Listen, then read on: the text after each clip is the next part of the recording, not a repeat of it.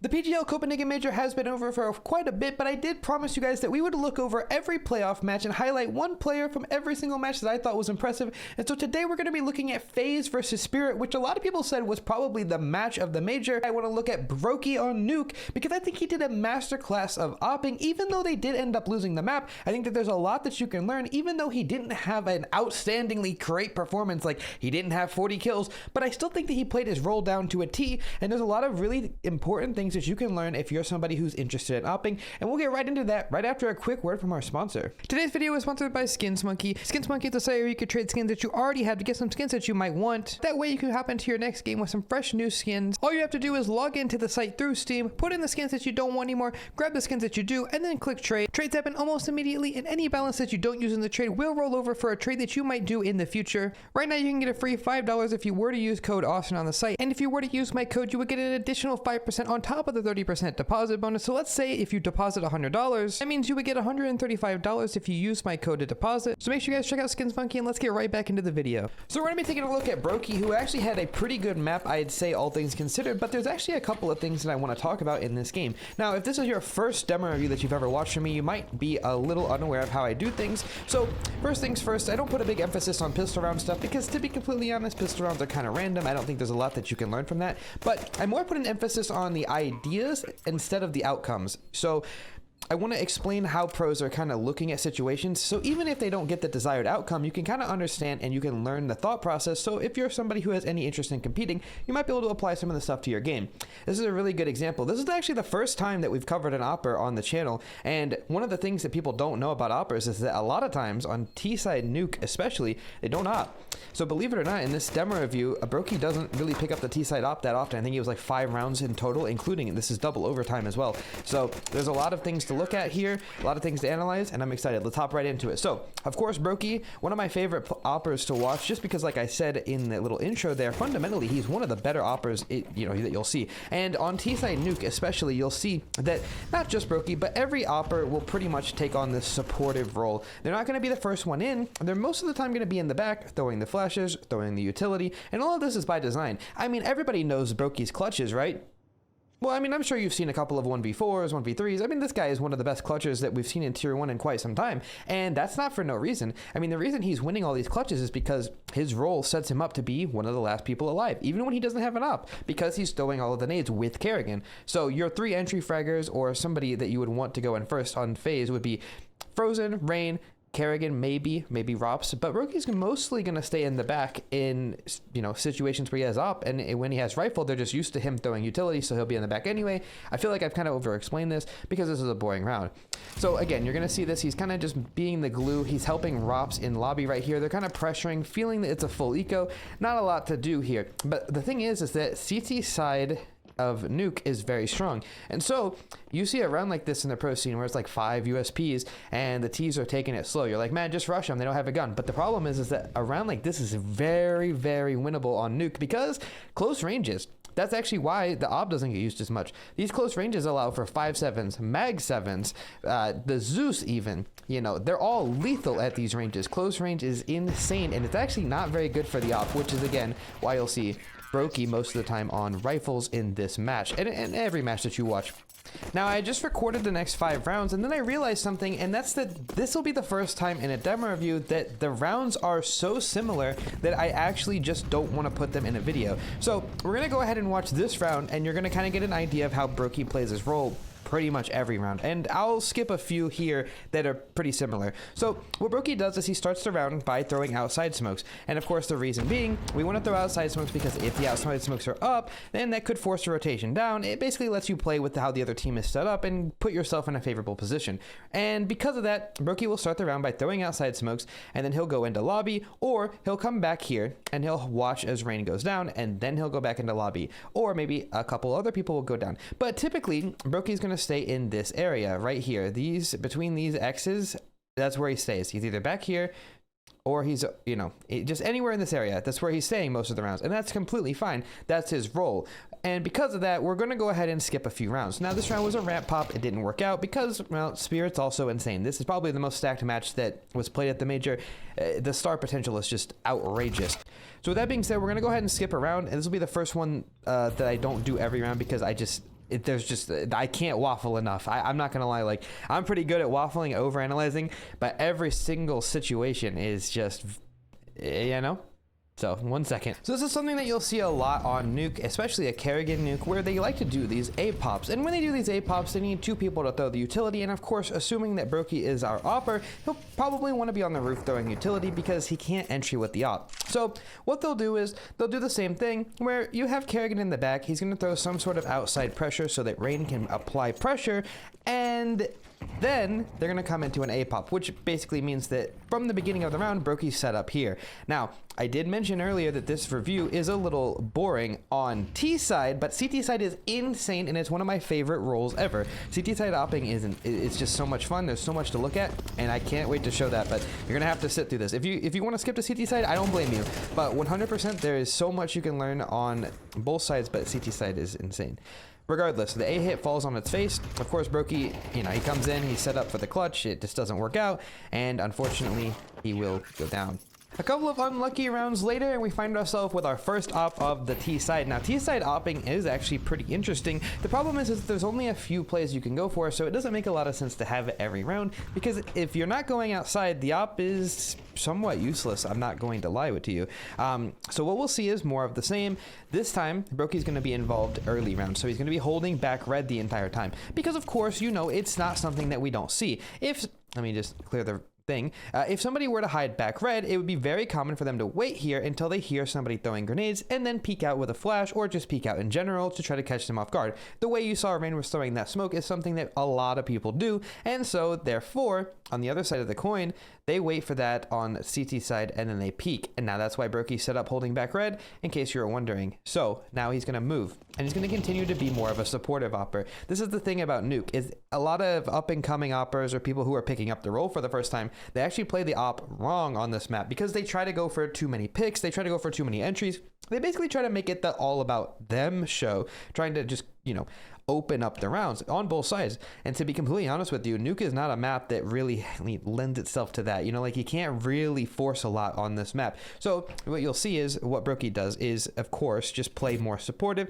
He's holding deep lines. You know, maybe he's going to post on something so that his teammates can walk up. You'll see the same concepts on Overpass, but I think that Nuke, it happens a lot more often. And that's kind of why you don't see AWPers pick up the AWP that much. Either way, so here's something that I really like. This is something that's new to CS2. What they do is they smoke top mini, they smoke unbreakable, and they smoke garage. Why? Because they want to try to, you know, get down secret. They want to maybe fake that they've gone towards credit, which is where my cursor is. They want to maybe flash into garage. A lot of options. But more importantly, it actually allows for this new idea where BROKY were to get boosted up on red, or maybe he jumps up on his own, and he can actually look over. Very common for outside players, including AWPers, to stand out here and try to see over the smokes or spam them. We saw Donk do this when we did the demo review of him, and to be completely honest, I really like this idea. And as soon as the smokes are to go, or the Molly secret is to go, he's going to get down. So you might be curious, like, why would he drop there? I mean, he didn't need to, except he does, because if somebody comes up the secret steps, they can see him since he's elevated before they see his teammate that's also in secret.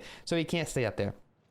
So he's going to drop, and he's going to continue to do the same thing. He's going to hold these lines for his teammates, so that way they can keep taking map control. And they don't have an idea, and we talked about this when we did I feel like it's starting to overlap quite a bit with the demo reviews. But if you watch the other one, we talked that Donk and Shiro like to play back garage a lot. And I know that, and I'm just somebody who watches demos on my YouTube channel, and I know damn well that everybody on FaZe probably knows that, because it's their job to watch the other team they're playing. So they're purposely trying to avoid that. And you see this. You see that they're in positions where Donk can't see them. And they've cleared it many, many times. And just when they're ready to start moving, that's when Donk's going to step out, which is just the thing. There's just so many depths. There's so much depth to this game. Let me rewind it just so you can appreciate what's happened here. Look at where Donk is doing. Look. Do you see this? He normally plays this. Look at him. They checked him. They were like, duh, he's not there this time. And then when he knows that they're not expecting him, then he peeks out. That's what I'm saying. He knows they know, so he's gonna make a counter so that they can counter the counter. Oh my God, Counter-Strike is so much fun. But that leaves us in a situation where all of a sudden, BROKY's the last one alive. And he has the AWP. He's going to hit a couple of nice shots. To be completely honest with you, there's not a lot to see here. This is the reason why, you know, you don't see a lot of AWPs. They can't really get into the round. Even here, he doesn't have a chance, 1v5. All right, we have another gun round here where BROKY doesn't have an op. Now this round I was originally going to skip, but there is something worth looking at, which is that this round they don't have anyone outside, which is actually pretty abnormal for this map. So you want to say it's just a set A hit, and it is. So they throw the stuff, they're getting ready to go out, and they it's a double fake. It's what we call these in the business. What is a double fake? It's exactly what it is, right? So, you know, not to over explain things like I've been told I have in the comments, but basically you throw your stuff like you're execing, make the CTs go, oh no, and then they throw their utility, and now they are like, wait, it was a fake, and now they don't have utility to stop the real hit. That's pretty straightforward. And we see that. Look at these smokes dropped here on purpose. Everybody knows, you know, their role here. They're going to pick up their stings, and they're going to get ready to go again. Except something changes, and what changes is, let's go watch this from Kerrigan's, or wait, was it Kerrigan or Rops? Yes, Kerrigan's perspective. He gets smoked here. He gets spammed. Right here is when he realizes something is wrong. He's starting to, something's wrong. And you know what he realized? What he realized off of the back of Rops' kill is, we just killed Donk. So who's watching outside? Donk's the outside rifler. So who's watching outside? Well, there's only two options, right? It's either Zontix, the ramp player, which has happened before, or it's Shiro, right? So with that being said, it's more than likely Shiro. Now they obviously have no way of knowing this, but since, you know, we haven't seen Shiro, there's probably a good chance he's out there. And look, Zontix is actually going to go ahead and cover this. So what happens? They know that there's a gap outside. So Kerrigan calls off the re-exec. This, you know, I'm assuming. I have to kind of fill in the blanks. And because they know that it could be Shiro outside, they throw these outside smokes. Basically, if the op's out there, he can't do anything. So they get to go down secret for free. And if it were to be Zontix, just to be clear, even if Zontix were to be the one outside, they know that he would never be in an advanced position. Like, he's not going to be somewhere that these smokes aren't going to help. Like, they're very, very rarely would he be down secret in this round, especially given the A fake. That's just not going to happen. Like, it could happen, sure. Some people would say it could, and it probably wouldn't, though. It's tier 1. Like, we're thinking like tier 1 pros. And so they just know that Zontix would never overextend. And if Shiro's here, then, you know, they're good. And if Zontix is still ramp, then he would go down secret. They basically get to go down secret for free. That's Kerrigan calls around, and it's perfect. So they go down, and we get down here. And the exec is pretty straightforward. Right click the smoke and plant in it. And off of the back of that, you pretty much have a round 1. The CTs save as much as they possibly can in this game, and that's the round. Now, this isn't something that BROKY did. To be honest, he did nothing except for get an exit kill at the end. But that was something that I thought was really clever, and a lot you can learn from what we call name plating. Now, I've explained this concept a lot, but name plating, something that you could do even in your pugs, or maybe if you play on an ESEA team, you could do this, and you should do this. What is name plating? Well, what do we know? We know Zontix is the ramp player, Donk's the outside player, Shiro is the AWPER, and that means the Chopper and Magus are typically responsible for A, right? So if we were to ever see, let's say Zontix outside, we go, wait a minute, time out, something's weird because he's not the player, which would pretty much mean that since he's here, where's Donk? Well, we don't know. So where's Donk? Or maybe he's also outside. Maybe they're doing 3 outside. But I can tell you one thing's for sure. Shiro's probably opping ramp, because who's watching ramp? There's only 2 people to go ramp, right? It's the AWPER and then Zontix, the actual player. So you can keep track of people. If you kill, I don't know, Donk in A, you might go, wait, nobody's watching outside. Or maybe Shiro is, so we throw outside smokes, we go down secret free. Oh, so name plating is something that you could do. Maybe they killed Magisk and towards ramp, and they're like, wait, that's an A player. Well, that doesn't make any sense. Why? Maybe it's a ramp stack. See what I'm saying? You know, something that you should definitely do. So after the tac pause is called, we see another round. This time they're going to go for a little more aggressive outside. Now, when we were doing the Rops demo review, this was something that they specialized in. These 4-1 defaults, where basically Rops is on his own, and he's really good at this, by the way. I highly recommend you watch the Rops demo review, top right of your screen, if you want to check it out. And then they send 4 outside, and they try to get down secret. Not anything more to it, and pretty much it just, the rounds kind of come down to how these fights go. Obviously, Frozen's overseeing on top there, you know, making sure that nobody comes through the smokes behind them, which is very common. And, you know, the round goes as expected. So, again, BROKY is not an entry. He's not somebody that will go first. And very rarely will you see him ever go first. Even, you know, he's a support player. He's purposefully saving all of his grenades. That way he can throw his nades. He wants to hold lines. That's all he really is doing on this. You know, that's his role. And if he has an op, it would look a lot, you know, more normal. But Some people would say that it looks like he's baiting because he's making an emphasis on Rain will go first, Rain will go first. But to be honest, if you really think about it, is that baiting or is that just 500 IQ? Because what did we talk about just not but 5 minutes ago? Rain is always outside applying pressure. Rain will always be outside applying pressure. He's a constant force. He's a constant force. And this is something that we talked about in the Donk demo review as well. You always have one outside player. Why? So that way, when you throw the outside smokes every round that are fake, you always have Rain putting pressure. If they kill Rain, they're like, it's just Rain. He's always out here. But same thing, nameplating. It goes both ways. If Rain gets opped by Shiro a couple minutes ago or a couple seconds ago when Rain destroyed Shiro, if he gets opped, they're like, that's Rain. That's a normal guy. Could be a fake.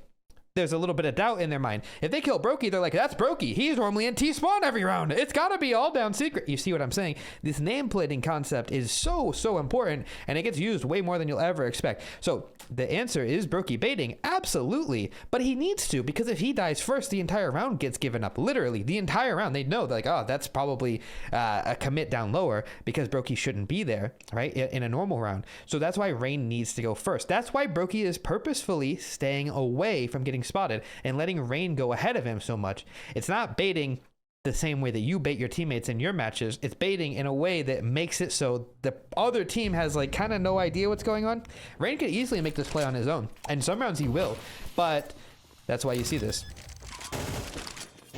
To be honest, it's kind of interesting doing an AWPER demo review on Nuke. Probably in the future we'll do a different map where the AWPER has way more impact on T-side, maybe Overpass or Mirage even, and you know, then you'll kind of get an idea, because this is kind of turning into an IGL review.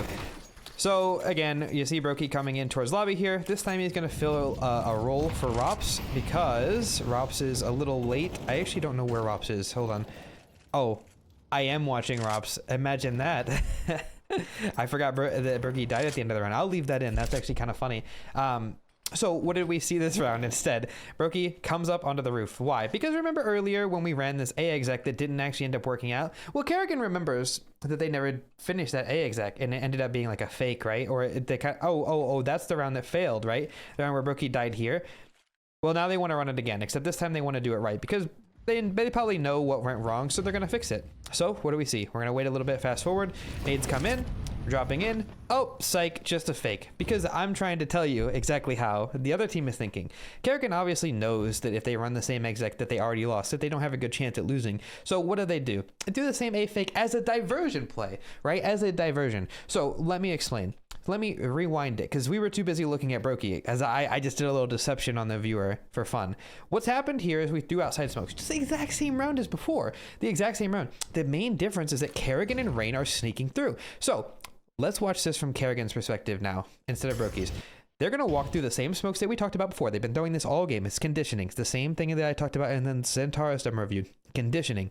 You get the team used to seeing so many things that eventually you use them the way that you want to use them. It's like a guaranteed round. Like, if we do this all game, we know that on the last round, they're so used to it, we should be able to do this play. They won't expect it. It should be a round, as long as nothing goes wrong. So what happens? The plan. They know that they're probably not going to be able to walk through the smoke and get a guaranteed fight. So what do? They have Kerrigan walk through this smoke and Rain walk through this smoke. It's most likely somebody's in garage. So if Rain dies, what happens? Name tagging. It's just Rain. They were trying to do a sneaky play, but we caught him. They're stuck all four in lobby. And because Rain does get caught, that's exactly what happens. Kerrigan walks through the smoke. Rain dies, and then they realize, wait. They have no idea Kerrigan's here. They have no idea. Like less than an idea. Yeah, Zontix looks, but look. Oh my god. Oh, like this is 5-head. Kerrigan is just completely manufactured around. This is something like he got into how is he here? You know what I mean? He's in a situation where you're like looking at it like, oh no. And this round becomes completely winnable. So now back to BROKY's perspective. Somebody who needs to be supportive. He already threw his utility. He still has a smoke. What do they want to do? Obviously, Kerrigan wants to find a way to get an A split. You could see that from the positions of the boys. Rops is waiting on his door smoke. As soon as the door smoke goes, they need to go out. But the molly is perfectly timed. Now, we're in a really scary situation. Kerrigan's still alive, though. So they can always make sure that heaven's good. So BROKY uses his only smoke on mini, because that's the only thing you can smoke really on this map, and they're going to come up. Now, Kerrigan needs to activate. He needs to activate fast. He needs to activate. Oh, no. He went a little too early, and that's going to be the round, unfortunately. But you still see it all comes together. And again, BROKY is doing the same thing that he would do if he had an op. He's going to go towards vent, and he's going to hold for the heaven play. Even though Kerrigan was there, he's still in that spot. Why? That looks silly, right? Like, oh, they don't have enough time for this. Let's just show you one more reason. So there's not a lot of things that you could do. Now, the reason the AWPER always comes to this vent position, right? The reason they always do that is because when they come here, they can see heaven, and they can obviously make sure that their teammates are going to scale up the wall. They're going to kill the hut guy. That's the plan anyway. The guy over here, Magic's. And if anybody were to fly up the vent, because let's be honest, somebody's always on the vent. It's tier 1. BROKY is in a position again where he can kill that person, and he has a rifle. So this is actually their only win condition, is that BROKY kills the heaven guy, kills the guy, comes up vent. Maybe a guy runs through mini smoke. That's like what they need to have happen. And the guy on site gets traded one way or another. Unfortunately, we don't see that, and we get sent right off into CT side. Now, I've been waiting to talk about CT side for a minute. I only skipped a few T side rounds, by the way, for you guys were like, oh, Austin, you said you were going to skip rounds. I thought you would skip a lot of rounds. Wait till overtime, and overtime, it's, anyway. So, CT side, we get pistol round. I actually don't really care for pistol rounds, like I said. I think they're pretty boring. Not a lot happens. Kind of some lucky kills through smoke. Again, you know, not a lot to analyze. But what you can analyze, I don't know why I stopped speaking proper English there. What you can analyze is that on the second rounds. So, we talked about this before. Now, I said that half buys are so scary on T side. But they're so scary because, you know, you come around the corner into a 5.7, mag 7, we said this earlier, but it works on T side as well. You have to be careful. These Tech 9s, Mac 10s, I mean, I've even seen an occasional Nova on T side can really just pop out a hut here and catch people that are jumping, like Kerrigan, in the air, and they'll just catch them and kill them. And also, they might want to go outside. So you need to have your AWPER, most of the time, it'll be your AWPER, will pick up a rifle. Why? Because the rifle couldn't play these long-range angles like he will with the AWP. He'll play back here. Look, you know, that's not the very straight line. He'll play back here. Look out. Jesus, hold on one more time. He'll play back here, hold back red, or maybe he'll come garage and he'll look back red. He'll peek mini wall. He'll peek towards top silo, or, you know, he's going to go ramp and he's going to support his ramp player, or he's going to be heaven looking here. Heaven looking heaven looking towards the scale out, secret looking top silo. I drew all these lines to kind of just give you an idea of these are fights you can't take with an MP9, so you really need to have somebody pick up an M4. It's not that troll. But you want to know something that is actually kind of interesting? He doesn't really see anybody this round.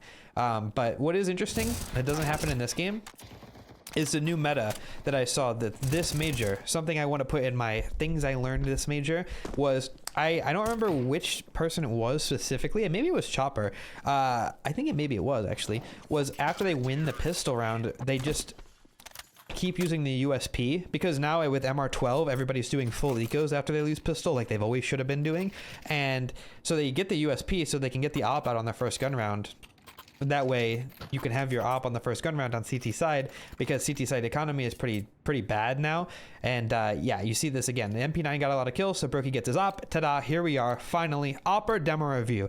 First round, I'm so excited. So, BROKY got the best spawn to go outside, so naturally, he knows he will. And something else that's kind of important to note is, like I said on T side, AWPERs don't really like to op on T side, so that means that most of the time the AWPERs are taking op v rifle fights, and they love those. I mean, granted, the T side does a really good job at making sure that they don't ever walk into their crosshair, you know, but it is what it is. They're still going to. And so what we're going to see is BROKY's going to come out here. Now, if you ever watch my streams, when I op on nuke, I go for this pick all the time. And people are like, Austin, why are you aiming so high, bro? Like, that's so silly. Well, look at what BROKY's doing now. Look at what he's doing. Why is he doing this? Because every round, the outside rifler jump spots. Look at, if BROKY would have held it for a millisecond longer, he would have saw Chopper jump spot and maybe got the kill. He looked away from the flash. It happens. And so we'll see the same. He holds for the jump spot, doesn't see anything. They're sending it outside. They're sending it. By the way, this is exactly what Rain is doing pretty much every round. And the reason is why. I'll explain again. So they see Chopper running down secret every round. They're just used to it. Ah, it's just Chopper. But look at his 3 boys are just walking behind him, making no noise. So they'll never know. They'll never know how many people are down just off of audio cues, but they'll always know somebody is down. That way they get used to it. It's conditioning. You get used, it's just one guy down. It's just one guy down. It happens. He just does that. And then this round they're like, wait, how did 4 get down? How did that's not, I didn't hear 4 people go down. Did you? A lot of mind games going on this map. And I want to talk about something else while I'm thinking about it. So you'll see a lot of AWPers will pretty much stick to the same routine. This is a very standard map, barring going for plays and picks and aggressive things. On a default round, you'll see your AWPer do the same thing every round. Your AWPer will be in this box right here. I'm going to draw it nice and pretty so you kind of get the idea. This box, including back here, your AWPer will pretty much stay in this area the entire time that the round is default. When things get weird and start to break down, then obviously your AWPer will move. And of course, if your AWPer starts for a pick, maybe he wants to start ramp, maybe he wants to start back here, maybe he wants to start secret, maybe he wants to start mini, you know, whatever. Maybe he wants to start back site. BROKY likes to do that. Those are all different. Those are rounds that are built around the idea of your AWPer being in a funny spot. But on default rounds, your AWPer will pretty much stay in this box here. And of course, the reason is because this box can see everything that you need to. If you start here, I'm going to put a little thing here for what BROKY did earlier. You look for the pick, and then obviously you could fall back to here and hold for the back red cross. I know there's smokes. I'm so sorry. Actually, maybe if it doesn't matter. Or if you go to ZYWOO, you can see the back red cross late, or this box, you can see the mini split, or in heaven, you know, obviously you can see, hey, blah, blah, blah. You get the idea. So that's pretty much what you'll see. And that's exactly how BROKY plays. I actually learned this concept from BROKY, not him, like he didn't tell me, but from watching him over the years, he pretty much stays in this area. And one of the other things that's kind of unfortunate about Nuke is that the AWPer, well, this is just CS in general these days, but the AWPer is pretty much always saving. I'm not going to lie.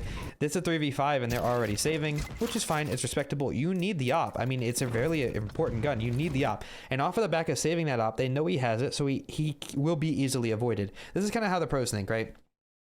Let's rewind it. So they know he has the AWP. So because of that, they need to do something that stays away from this box, because as a game plan, when you know the other person has an AWP, you want to either manipulate where this AWPer is going to go, i.e. throwing outside smoke so the AWPer can't see, so he goes ramp, or throwing an A hit so the AWPer can't really do anything, so he ends up rotating off a ramp, or from outside to heaven, right? You want to move the AWPer because he's very predictable, or throwing a ramp fake so your AWPer turns around and goes to cover J-Hall. All of these options, right? You want to manipulate the rotations. So, because they know that they have an AWP, BROKY wants to do something that's different. So he's going to go for a pick. This is a really unique one where you molly. This has always existed even in Go. You molly and you peek behind. It's a lot deeper than you're expecting. If I slow it down and show you from the other team's perspective what this looks like, the molly's up, and pretty much as soon as you peek into this molly, you're dying. Very difficult to see. I mean, obviously, they're probably somewhat aware this is a possibility, which is why they're staying away from it. And BROKY will end up getting a missed shot onto Donk there. He caught him lacking. You know, he caught Donk lacking. You don't see that very often, but off the back of that, this is another common thing with AWPers. Move. They don't stick around. Because what just happens? Comms are AWPer ramp. Oh shit, we gotta go somewhere else. We gotta avoid the AWPer. But the AWPer wants to go rotate so that way he can catch the reaction to the, you know, running away from him. And that's kind of the idea. You don't want to stay there because otherwise they can avoid you. So off of the back of that, he drops his smoke, which is nice. A small detail for Rops is that he gets to save his utility because BROKY used his molly and his smoke, which means Rops still has his utility. Anyway, so now that that's sorted, he's going to come up here and he's going to hit the silent drop almost into the back of the site here. And he's going to position himself in a, well, to be completely honest, this is a crazy one. I've never even seen anyone do this before where, oh wow, the round is broken, where basically he's going to come and position himself in the second vent here and catch for anybody out. I don't know why the demo viewer is broken. It's bad. Uh-oh. 1 second. All right, we are so back. Now that we've got it fixed, he's going to get himself into this position. Of course, this position is sneaky. You wouldn't expect it. They end up knowing the idea. Now that there's no dots, it's actually kind of nice. They end up knowing the idea that, you know, this is just kind of how things are. Since they know BROKY's going to want to leave after he shoots, they're going to end up going ramp regardless because he left and Rops is weak. So they're going to go ramp and they go down. And all that's to say, they're just saving again, unfortunately. I wish that there was another world we lived in, but that's just how it goes. We get another round here. So what do we see? BROKY's got the best spawn. He's going to run up the ladder, and he's going to hold hut. We got a little spoiler, but I did watch this already, of course, twice now. Once in the venue and once on my own, so I knew what I was talking about when I got here. Unfortunately, he gets team flash. He's just going to kind of support his A players. So this is another start that you'll see. What is he doing? Obviously, they don't want to waste a molly on hut every round. So what you can do is you can have your AWPER post it, because if anybody peeks, they die. You get to save your molly for later. Everybody's happy. If they do an APOP, your AWPER is in a really good position to help out. He can obviously kill people if he doesn't get blinded. And of course, he's in this box again, like I said. So if he needs to rotate anywhere, he's literally 2 steps away. He could go ramp, he could go outside, he could go wherever he needs. And pretty much it's the best spot to start, in my opinion. So he's going to be sitting here helping. Rain's going to start saying, hey, they're coming outside. So what is he going to do? He's going to drop into the site. Why? Because this is a rotation where, since Rain's already dead, Frozen needs to drop in the vent, and now there's only 2 people on A. So he's going to compensate for that because he's pretty sure they're not going to wrap outside. And even if they do, it's better if they hold from inside of lobby than in heaven, because this fight kind of sucks for the AWPER, and he also wants to get active and help his teammate. So Frozen's down the vent, he rotates, he can kind of delay the secret push as much as he possibly can. You know, he's down there, just so you see, he's down here jump spotting. Catches him, by the way. Really sneaky jump spot you can add to your game plan. BROKY's going to push into lobby, kind of gets an idea that it's clear. The lobby lurk is already dead, and or down, actually, helping the round. And so because of that, BROKY will be able to get into position. Luckily, Frozen has a crazy round, by the way. This round was insane. And it's all uphill from there. Even though BROKY does die, he's in the right spots, he gets traded. It's kind of just one of those games. So here we go, another round, another BROKY start. He's going to get the best spawn, come outside. This time not holding for the jump spot. He didn't see it last round, so he's just assuming that they don't do it, which unfortunately they do it. And BROKY hits a leg shot. Rain finishes him off with the molly. I sound like I'm casting, but you see the same concepts apply where, you know, he's going to end up falling back to the square, like the box that I talked about, and he's going to try to find himself into a useful position to help his teammates. He's spotting outside now. If anybody dares to jump over the smoke to get info, he'll probably kill them. You can see it gets a little crazy. He's trying to be everywhere. He's a force that needs to be kind of you know, they need to think that he could be there. So he's looking over the smokes, checking A site, checking towards ramp if he has to. He's kind of just floating. He needs to kind of be helping everybody because he's a support player. That's what you do as the AWPER. You're a support player. Reflect to T-side. If I could clear the map, I would. Reflect to T-side, right? What did he do? He was out here. Why? He could help outside. He can help in towards lobby. He could throw a roof util. He can go ramp. He's a support player. He's playing here. On CT side, he's playing here. Wait, so he can help everywhere. That's the idea. He's a support player. Anywhere he's needed, he's going to help. And I know that you might think that oh, Austin, you said I could learn a lot. You are learning a lot, right? This is the roles that people play. People want to learn how to op, but they don't want to learn how to do this boring part where you're not getting a bunch of highlights. People think opping is about getting 4Ks, 3Ks, going for an opening pick. Oh my, oh flashy, I'm AWPER, I hit cool flick. No, this is about being an AWPER. This is the part that you need to learn. You need to learn how to be boring, fundamentally sound. Think about it. Everybody was making videos back in the day. You know, you should op like Device, not Simple. Why? People started making that a meme, but it's true. Why would you want to op like Simple? He has the, and ZYWOO, of course, also have the ability to just make things happen that aren't normal. Like, they can do stuff because they're more mechanically talented than, well, everybody, including you. And so, to be honest, this is another one of those situations. Op like BROKY, something that you can replicate and you don't have to hit a bunch of hard shots. That's the idea. So unfortunately, sometimes this is what you have to do if you want to be an AWPER. You got to be everywhere. And your teammates are going to get most of the glory for it. But when you do get yours, you're going to look insane. That's how you still see BROKY highlights. He still gets his. So another start here where we see, again, the same idea. He's kind of hovering in this box. He wants to be somewhere always. Rops takes contact ramp. He's like, I'm here to help you. I'm here to help you. Rops is like, yeah, let's fall back. So he's like, oh, you know what? Let me help Rain. All right, I'm flashing for Rain now. And Rops is like, I'm good, bro. I'm good. And so, what is he going to do? You know what? Let's go help Rain. Again, he's in the box. All right, wait a minute. Maybe we should go clear ramp. Maybe Kerrigan said that. All right. See what I'm saying? He's never really going for picks. Like, you might get tunnel visioned. I might get tunnel visioned. Or just like, I'm going to clear outside. You don't need to. They could have ramp. That's fine. What are we going to do if they go ramp? Nothing, because Frozen's already down. We don't need to worry about that. B side's chill. So, because we don't need to overextend. We have a double man advantage. Like, what is the worst that can happen? There's no gaps. They can't just sneak up on somebody. So we're good. And so they are. They wait. Oh, my apologies. Didn't mean to spoil that. And because BROKY's just waiting, they're going to actually end up walking into him. It's a perfect play position. He's sitting here. Rops is his back as well. There's nothing that really can go wrong here.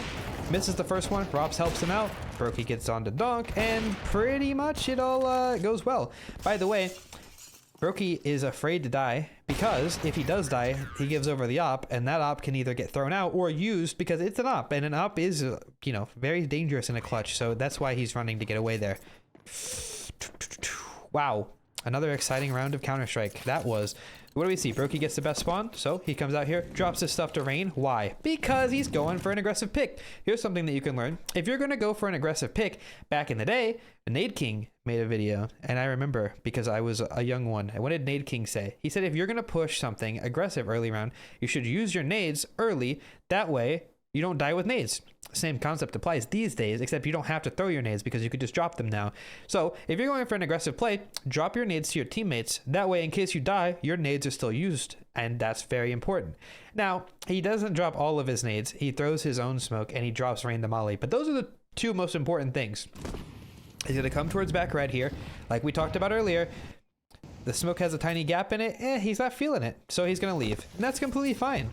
Maybe something must have happened, you know, player's choice. Once he got here, he was like, yeah, I don't think so, and I'm going to leave, right? So that's fine. That happens. So BROKY's going to reset into the box. Going into the box. What's he doing here? He's going to go help a player. He's a support player. That's just what AWPers do.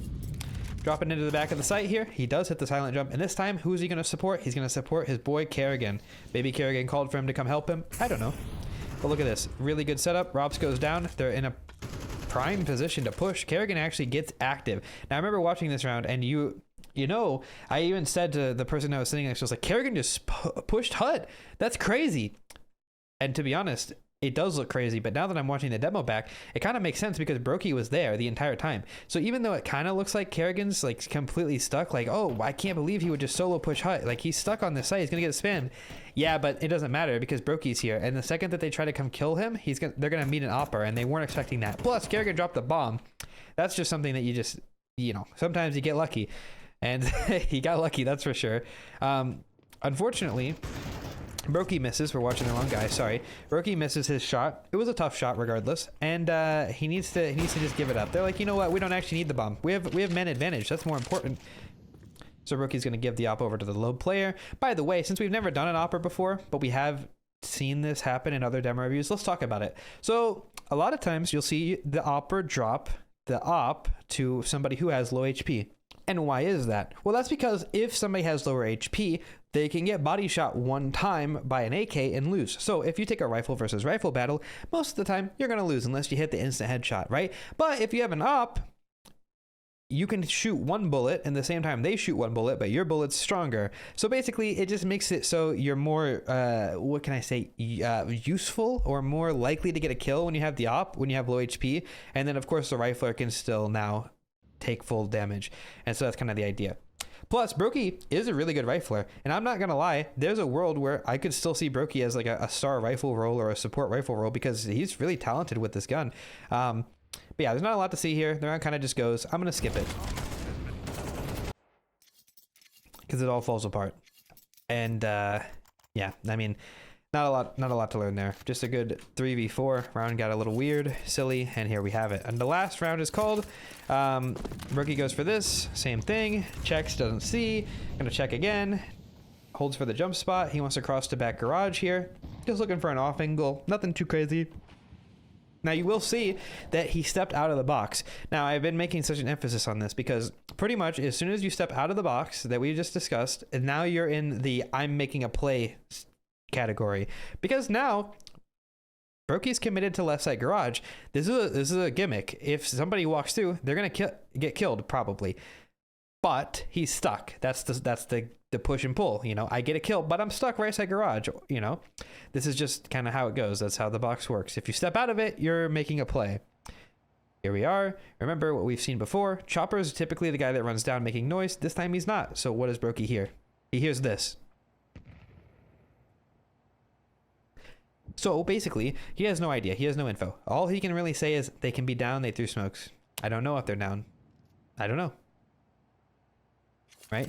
So he has to just assume that somebody probably went down, but he doesn't know for sure. So off of that, they're going to have to rotate somebody in, and it gets a little weird. Regardless, he's still going to rotate in to, you know, just kind of support his teammates, obviously throwing the squeaky smoke, and he drops into back of the site. Now, we saw him do this earlier, so it's just more of the same. I don't really need to touch on this again because it's pretty much the same idea as before.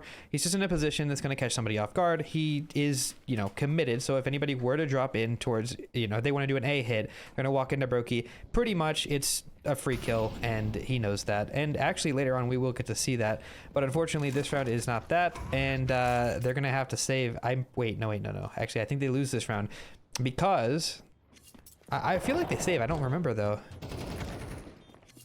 Yeah, it's a 2v2. Yeah, okay, I remember now. I'm pretty sure it just kind of falls apart here. Yeah, BROKY saves. I was right because he has Yop in the last round. And there you have it. This is the round where FaZe become FaZe again, and they start hitting all of their shots. It's a half buy back against the wall, 3 MP9s, a FAMAS, and an AWP. BROKY goes for the same pick, but a little different, you will notice, because he got spotted last time. So what does he do? He holds a different angle. The Molotov doesn't go as deep, so it actually leaves a little bit of a gap, as you can see. All of this is slight details, but intentional. If anybody wanted to sneak behind this molly, they could, and if they tried, they'd meet the AWPER. Just small details that you can notice. And of course, he's going to be sitting here with ROPS. They're in a really good bait and switch setup, and the first person to peek will see BROKY, and then he tries to swing out. They get killed by ROPS. A really good setup. BROKY repositioned so that he can obviously go for another pick because they know that there's at least one more there. And then that's when he starts to look, and he's like, wait, there's a gap. I need to hold it now. Because in the meantime, what you didn't know was Frozen dropped lower. I think he did, right? Hold on, let me make sure I'm not just tweaking. Okay, Frozen dropped lower, and because of that, since we have 2 ramp and now 1 lower, Rain can't be responsible for outside anymore. He can't be. So he has to lean into A and become a temporary A player. It's just kind of how it works. But because of that, they know there's a huge gap outside. Like, that's why BROKY immediately turns around and he looks here, because he's like, yeah, they could be there. They just can be. And because it's tier 1 CS, there's a real chance that they will be. So they're not going to move. They're just like, all right, well, we're good.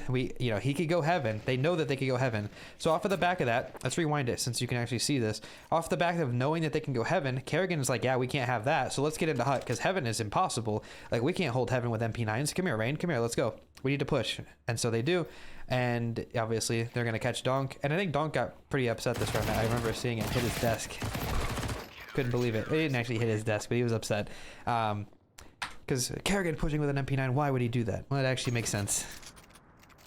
Next round we have, again, BROKY with the AWP, making his way in towards ramp yet again, but this time it's actually to go towards the back of ramp. Now, he misses his ramp smoke. I don't know if he missed it on purpose. It's hard to say because it did force a peek at a chopper. I'm gonna say probably not, but regardless, they are playing against an eco, so there's a world maybe that's what he did. I mean, I don't think so, but, you know, who are we to question the pros? Somebody get on it. Make a YouTube short. BROKY purposefully misses his smoke with one of those AI voices. Those guys that are coming for my shorts channel. You know the guys. You guys will see them. I scroll through YouTube shorts and I see these guys. They just put on AI voice and they're like, BROKY throws insane smoke so that the enemy team peeks into. Dude, shut up, bro. Like, you don't know what you're talking about. I'm obviously just joking around, but either way, last round here they pull out all the stops. So what do we see? ROPS actually picks up a second op, and that doesn't really matter, except it actually means a lot because ROPS has a second op, which means if he were to ever shoot this op or make a sound cue, scope, blah, whatever it could be. Ops make a lot of noises. If they ever hear that the op is ramp, since BROKY has started ramp how many times this game, they're going to assume that BROKY is just ramp again. And because of that, they're going to try to avoid him, like we talked about. AWPER gets spotted, other way, immediately. So ROPS is going to be probably making a lot of noise over there, trying to get them to say, oh, look at me, I have an op, it's BROKY. Except it's not. And so because of that, they want to make BROKY actually go for a real play, because on the flip side of the coin, what happens? BROKY goes for a pick. He drops back sight. He gets an op kill. They're like, oh, BROKY's stuck A site. He can't teleport up to heaven because there's no ladder, no way to go back up. So let's go ramp because he can't be ramp. Boom, another op. So you see the kind of idea is because BROKY has a second op on the board, he could play a little more risky because the idea is if they see one person here, they're going to run into the other one. You understand? So that's why it's kind of cool. So BROKY's going to do the same thing that he's been doing. Drops back sight. He's going to get close here. I'll fast forward it a little bit because this video is running quite a bit of time. Holds the same angle. This round he gets the first one. Drops around the corner. Gets stuck towards Tetris. Hits a crazy shot on Chopper. The arena went insane for that one. I'm not going to lie. That was me. That was me. I was getting excited. And then, of course, he gets one more here in the end. And pretty much it's a masterclass of an op round from Mr. BROKY. I did call him BROKY on purpose because I think it's funny that everybody calls him broccoli. Anyway, going into overtime. Now, I'm going to kind of skip through some overtime rounds here because they're all basically just recapping the same thing. Goes for the jump spot, doesn't see. Now we're going to fast forward. He's going to rotate because he's a support player, so he's holding outside because Rain's doing something else. Now Rain's back on outside duty. A hit comes in. He's already here. Kerrigan burns alive. By the way, very unfortunate round, and he's holding these lines. Waiting, just supporting. Now you'll notice, since we haven't actually got to cover a lot of A hits, I did go over this pretty quickly. One of the things that BROKY won't do is while he's sitting here, he's only going to hold this line. Why only this line? Remember what I talked about? On T-side, what line does the enemy AWPER hold? Da-da! Right where Shiro's standing. Now, we don't know that Shiro doesn't have an AWP, but BROKY doesn't know that either. Or sorry, we know that he doesn't have an AWP, but BROKY doesn't know that. So he doesn't want to take this fight. That's a hard fight. Look at that. How much you could see of Shiro. Tiny little head, bro. That's not a fight he wants to take. So he's only going to hold the front side of sight here for people doing exactly what Chopper is either about to do. Yeah, right there. He gave up the pick. Technically, BROKY could have shot at that if Donk wasn't hiding here. Do you see the point, though? The point is, like, the AWPER doesn't want to overextend. He wants to play his life. He wants to live as long as he possibly can. And so he does. Support player, after all. Now he's going to come into here. He's going to help his boys out. Smokes off hut. Good little smoke you can learn for yourself. They get a nade onto Mr. Donk, and BROKY's going to step out here. Another molly. Unfortunate. Retake is looking pretty rough, and so unfortunately, we have to save. I know people really roll their eyes about saving in general, but saving in overtime, you're like, oh, you have infinite money. No, you don't. No, you don't. BROKY doesn't even have enough to buy an AWP if he would have died. Look, he doesn't have enough. He has to save this. They have 2 more rounds to play. He has to save. People don't understand how economy works in this game, unfortunately. Which is funny because I'll brag about knowing how economy works in this game, but if you ask me to do anything in real life, I'm completely lost. That's me, bro. But anyway. So again, what have we had success doing? We've had success doing this op play, so BROKY throws the same molly as before. He knows that Donk got caught off last time. The A hit comes in. It's overtime. People are throwing out everything that they got. They want to win this game. They want to win really bad, right? Like, it's a major.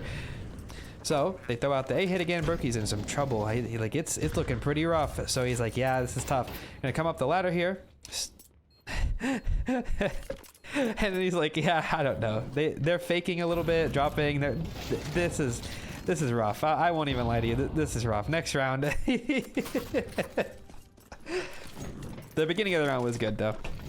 Starting again, support player, holding hut. Same concepts that we talked about. Don't need to over-explain them. And of course, nothing's spotted, so we're gonna fast forward it.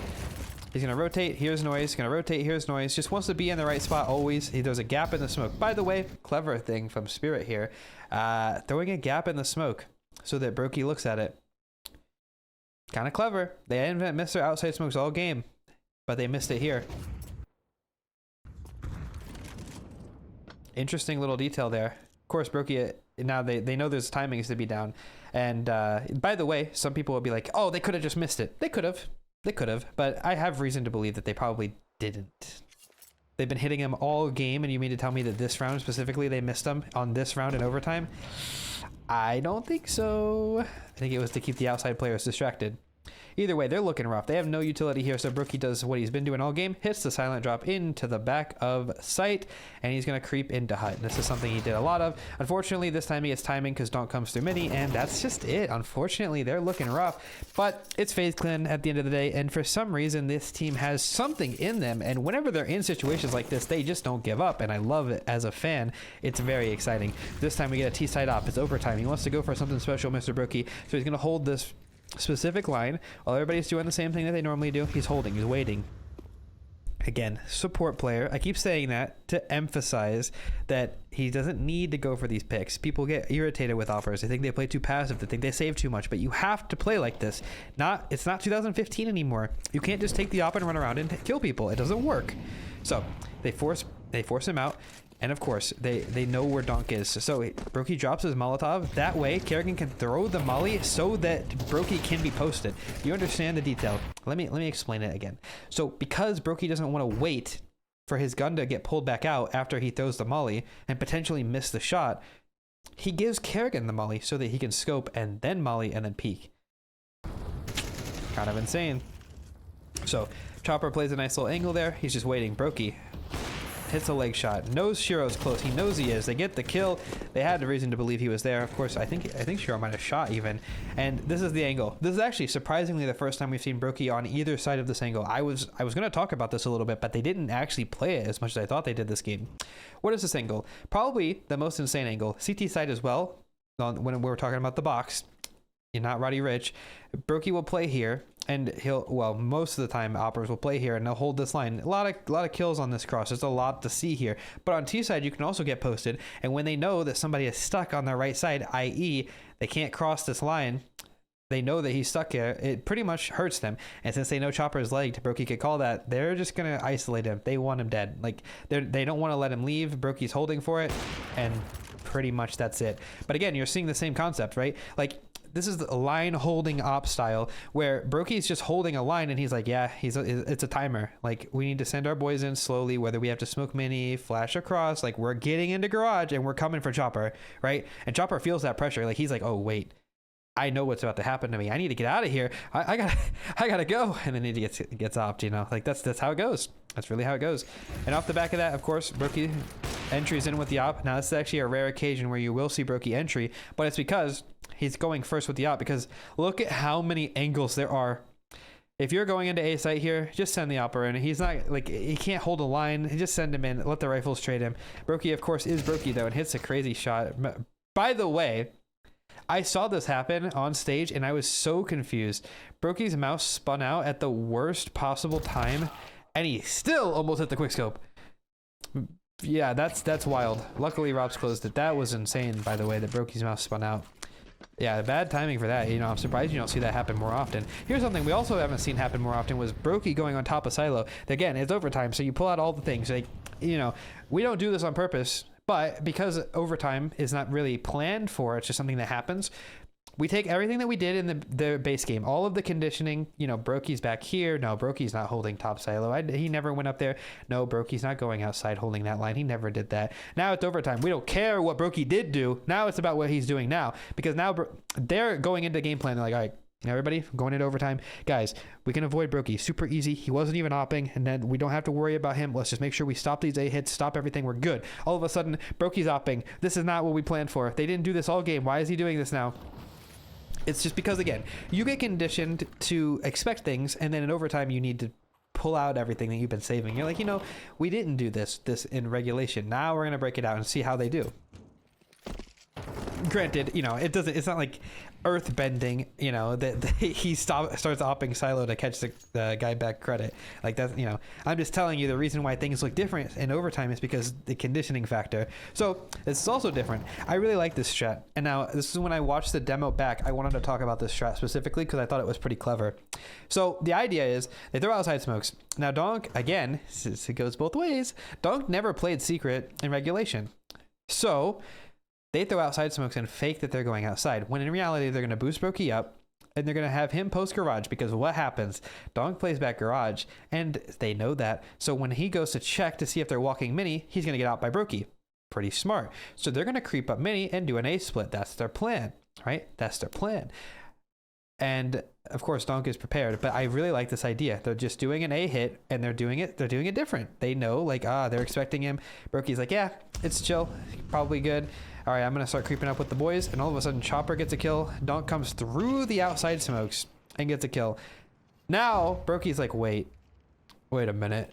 So he's in an interesting position. Now remember what I did just say. I said BROKY was holding the line. BROKY stopped holding the line. Now why he did, I don't know. Whatever, like these things, I don't know why he stopped. Something happened. Kerrigan told him to do something. I mean, Kerrigan's here, so something happened. Something in the plan changed. It's not BROKY just being dumb. So now BROKY's walking outside. I'm not gonna lie. If Donk expected BROKY there, somebody check him PC. I would have never expected that in a million years. It makes no sense. from his perspective, I should say. Kerrigan gets across, BROKY's down. Wait a minute, all of a sudden this 3v5 is turned on its head, and it's because BROKY's in a really good position. This is the kind of stuff that you expect to see. You expect to see these rounds. When I talk about I'm doing a BROKY demo review, people are thinking these are the kind of rounds that we have all the time. No, no, no, because BROKY is not that kind of player on this map. And unfortunately, I don't know how Kerrigan spammed here. This round is outrageous. Rops is trying his best. Lobby Lurk activated and BROKY activated. Bomb somehow goes down on a miracle. Rops is hitting every shot. Again, it's the major, so there has to be dramas. And of course, BROKY, he just wants to live. We didn't get to talk about a lot of B-site AWPER stuff this game, which is kind of unfortunate, but there's not a lot of places for AWPERs to play. Typically, if you get the chance, you want to be either in control. Oh, there's no B map. Unlucky. You want to be in control holding towards the left side of ramp, or you want to be single holding towards the right side of ramp. Those are like the best spots, I'd say, to get kills. And so he's going to find himself in one of these spots. They're going to step out here. The door opens. Rops opens the door for BROKY. BROKY gets a kill. Rops gets a kill. And then we go to their last round, round 30. Not the last round of the game, but the last round of first overtime, because unfortunately, for my voice, we're going into second OT. Just a spoiler alert. What do we see? Something completely different. Whoa, whoa, whoa, whoa, whoa. Why is BROKY checking top garage? Because do you remember any of the games throughout the major? Because I know that FaZe do, and I know that I do too, because I watched every game from the major, and a lot of people were jumping up on top garage. Now, it's overtime, so we got to expect these crazy plays. It only takes one donk to jump on top of garage to get a 3K to win this game right now. So BROKY's ready for it. Again, though, he's support player. Remember, we talked about this. Rain's your guy who's going to go across by himself. Look at how much distance he has on the boys. They're all traveling in a pack. And we explained this idea already, which was just the idea that they don't want, they are baiting Rain. They want Rain to go first. They don't want to get spotted. Because right now, from Spirit's perspective, all they know is, outside smokes got thrown. We don't know who's down. It could be an A hit still. Yeah, all right, we're good. We got one guy down lower. She's probably fine.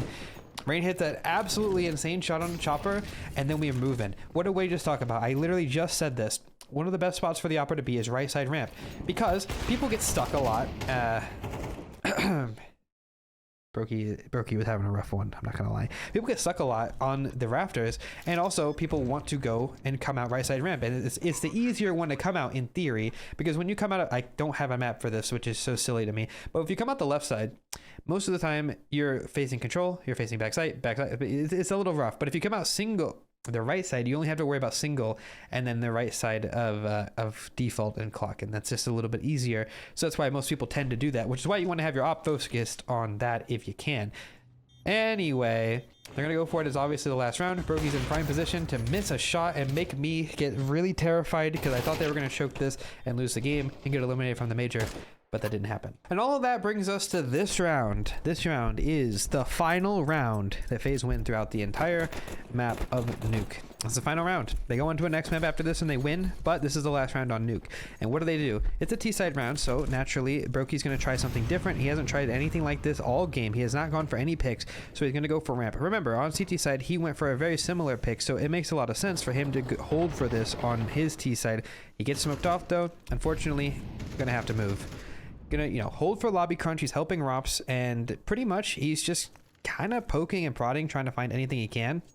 And that's just because exactly what I said. It's overtime. Things are a little different. Now, these aren't things that FaZe haven't practiced more than likely, but they're more than likely things that they don't want to run on your average round. These are not consistent, not reliable.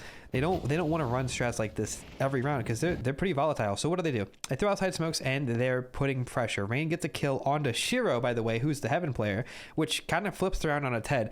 From a rotations perspective, because who's helping ramp now? I don't know who's going to help ramp, but I can tell you this: the A players either are going to push hut or they're going to try to fight outside. They need to do something now because they're in trouble off of that kill. So BROKY's going to keep holding for lobby aggression because he has an op, so he's pretty much going to win that fight, which is, it's a little silly to see this, which is also why you don't typically see ops on like inner A site, because there's not a lot you could do.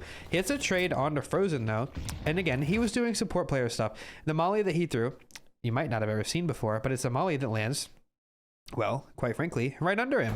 The molly, of course, makes it so anybody playing on ramp has to pick where he wants to go, and also, equally, pretty much just makes it uncomfortable. So, what do we see BROKY do? Let me rewind it. And again, I'm getting a little ahead of myself here. BROKY, the support, you know, so he throws the molly onto the ramp here, holds back ramp, right? So Raps can scale out, he gets killed, or Frozen rather. Frozen scales out, gets killed, and then BROKY trades. Raps drops a little ahead of himself there, dies, and now we're in a 3v3.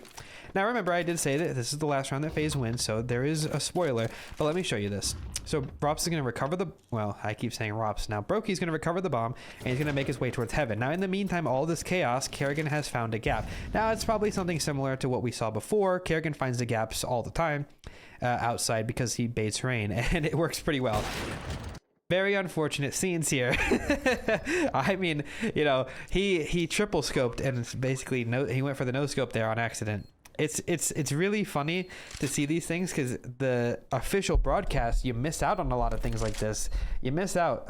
Like silly mistakes happen so often to the pros like that you would never notice, and they don't get highlighted that often. And whenever they do, they end up on top of Reddit. So it is what it is. Now again, we see more of the same. FaZe will lose out this game, unfortunately, but let's just talk about some of the highlights. Some of the highlights include BROKY running through a smoke, trying to manufacture a round. I don't know if this is major pressure. I'm not quite sure what this is, but you can definitely tell that something is a little weird because they are seeming desperate. It seems a little desperate, I won't lie. I mean, BROKY was playing super passive, super chill at the beginning of the game, not going past, like, you know, like I said, he was kind of helping lobby, helping outside, throwing a use shield, throwing smokes, blah, blah, blah, and ended up basically going to this where he's going through a smoke with an op. I don't know how we got here, but we did. And, you know, not that you can't learn anything from this. The main takeaway is this pick that he goes for at the beginning is fine. Like, this is something that they have not done. Again, it's conditioning. You know, Zontix is probably not expecting this, you know. I'm telling you, surely he is not expecting this, but he's still ready for it. That is a little crazy. I think BROKY must have thought he had a read. I don't know what he thought was going on, but he was wrong. And again, it's just... He expects this ramp gap because he's not been applying pressure. Raps as well has not been applying that much pressure in his lobby lurk. So I can understand a world where he thinks that this is possible, but I still think going for that is insane. Again, another op purchase on the T side. Not something that you expect to see given the fact that he did not opt that much in regulation. Or relegation? Regulation, yes. Goes for a squeaky pick, something new. Again, you've noticed that in overtime, especially these really long drawn out games, you're seeing a lot of things that we have not seen. I don't know if this is a FaZe thing. I don't know if this is Kerrigan IGL thing, but you're seeing a lot of silly things to win these games. You know, things that we did not run. This is a little A hit they want to run. And on the other side of the coin, they want to do a fast lobby crunch on Spirit, which completely... Yeah, this round is just deathmatch with grenades. I'm not gonna lie. I don't know how we got here. They just double pushed. They're in the worst situation ever, and they just lose out. You know, it's overtime. It's the pro scene. You know, things aren't always pretty. These things happen. Let's watch these last two rounds. So we got a little. I've been skipping a lot because I kind of feel like, you know, we've got past the point of peak learning here. It's like when you're in class for too long and you're ready to go home, you're ready to get out. You know. We're kind of getting there. So we see another round here where, of course, BROKY starts by holding hut. He wants to rotate. I'm watching on 8x speed because you kind of get the idea. He's supporting his boys. He's never leaving the box unless he has to. Kind of just all over the place, kind of just wherever he's needed until he drops in. This is something that BROKY does a lot in this game in particular. I don't see a lot of operas doing this in general, though. This is a BROKY specialty where he's opping in towards close hut. Now, I won't lie. This is a very good play, but... this is the problem with it, is after that first kill into hut, which is almost, I want to say, guaranteed, very hard to miss that. What do you do after that? I mean, especially if there's a mini gap, like they could, like, I don't know. That's not something I have an answer to. Like, it's a good spot, but what do you do after? I mean, you have to hope that your team helps you out, but I don't know. Here we are. Last round here. Mr. BROKY going to take his op. He's got a better spawn. Going to hold for this. Now, remember, we talked about this. We've crossed the line of playmaking. Looking for that jump spotter. He might be able to catch him here if he makes a mistake. He, at the very least, knows that he is jump spotting. Now, something that I will say about what Donk is doing is it's actually very telling on the default. Believe it or not, one person, the way that they're doing stuff, can kind of give you an idea of how the round looks. Let me tell you why. Why would Donk be jump spotting and doing this? It's because they're feeling out this outside area while they put pressure in from lobby. The majority of people are towards lobby right now. Before they throw outside smokes, they want Donk to clear this. That way, they get linfo, you know, obviously. You kind of just you get the idea, right? The idea is he knows kind of, all right, we're good for a few seconds. It could be an A hit. You know, he could say, tell his boys, like, hey, guys, be ready for an A hit maybe. You know, we don't know. and he's kind of just waiting, looks for his play, doesn't hit the shot. He's gonna blow the smoke. I think BROKY was trying to do too much, to be honest, in this game, but you know, misses his nade. He's definitely getting a little nervous. Like, come on, let's be honest, it's the major, it's all right to be nervous. Like, it happens, but you can really see it here in this overtime game. It was probably very stressful for him, and of course everybody in the game. And if, you know, after that he resets. They obviously know it's possible for Donk to be there. He does this again, drops in, plays in towards close hut again. You know, remember earlier when I said I was going to cut some rounds out? I did on T side, but on CT side I could also do the same. If this wasn't the last round of the game, I probably would just cut this out. Very, very unimportant round to the outcome of the game, and also just in general to learning. Either way, I hope you guys did enjoy this BROKY demo review. And I wouldn't normally cover a game like this, but since I did say I wanted to cover every game from the major playoffs, and there wasn't a lot of standout players from this game, but all 3 maps were pretty close. Not a lot of people were just like popping off. This was the only game that I saw that was pretty clear that BROKY had a big stat lead over everybody. We'll actually wrap it up here. Let's get this last kill. So you can look at tab. BROKY ends the game with 28. I could have did Donk, but we've done too many Donk demo reviews, and I do mean we've done 2 Donk demo reviews. Can't do Donk again, so naturally the only other person to do with BROKY. I already am going to do Rain in a future video of the Vitality, FaZe versus Vitality game. We're doing Rain. So if you guys are excited for any future demo reviews, if you have any questions about this one, feel free to ask. If you did fall asleep this video, I'm sorry. I know this was one of the more calm, I use that word, not boring, but calm demo reviews that we've done. Hopefully I did enjoy it. Regardless, if you did, make sure you guys subscribe to the channel, and let me know who you want to see next. Much love as always. Thank you for the support, and I'll see you guys soon.